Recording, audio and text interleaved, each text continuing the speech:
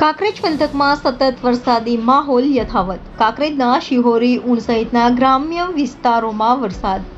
ઝરમર વરસાદથી વાતાવરણમાં ઠંડક પ્રસરી મગફળી, બાજરો, જુવાર સહિતના ખેતી પાકોને થશે ફાયદો.